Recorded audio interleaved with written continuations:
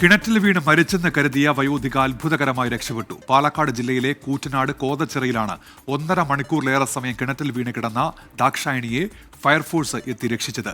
ആശുപത്രിയിലേക്ക് മാറ്റിയ ദാക്ഷായണി ഇപ്പോൾ അപകടനില തരണം ചെയ്തിട്ടുണ്ട്. വിവരങ്ങളുമായി ശ്രീജിത്ത് ശ്രീകുമാറിനാണ് ഇപ്പോൾ ചേരുന്നത്.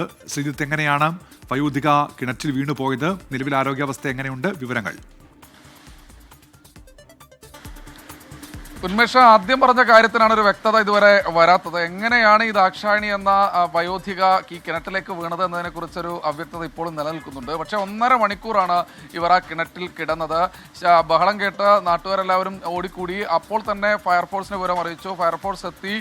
അതൊരു 10-15 മിനിറ്റകം ഫയർഫോഴ്സ് എത്തിയെന്നാണ് നമ്മൾ മനസ്സിലാക്കുന്നത്. ഉടൻ തന്നെ രക്ഷാപ്രവർത്തനം ആരംഭിച്ചു.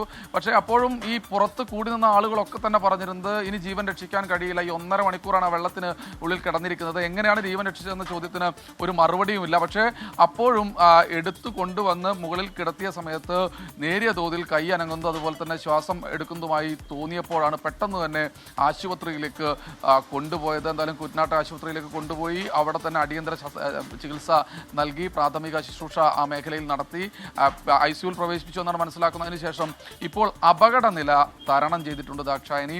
ഇനി ദാക്ഷായണി സ്വന്തം ജീവിതത്തിലേക്ക് തിരിച്ചെത്തി എന്തിനാണ് ഇത്തരത്തിൽ എങ്ങനെയാണ് സംഭവിച്ചത്, ഇനിയിപ്പോൾ എടുത്തു ചാടിയതാണോ, ഇനി അതല്ലെങ്കിൽ ഏതെങ്കിലും കാൽവഴുതി വീണതാണോ എന്നൊക്കെ ഇതിനെക്കുറിച്ചൊക്കെ അറിയേണ്ടതുണ്ട്. എന്തായാലും അത് ഇനി ദാക്ഷായണി ജീവിതത്തിലേക്ക് മടങ്ങി വന്ന് മക്കളോടും ബന്ധുക്കളോടും ഒക്കെ സംസാരിക്കുമ്പോഴാണ് മനസ്സിലാവുള്ളൂ. എന്തായാലും അത്ഭുതകരമായ വാർത്തയാണ് റിപ്പോർട്ട് ചെയ്യാനുള്ളത്.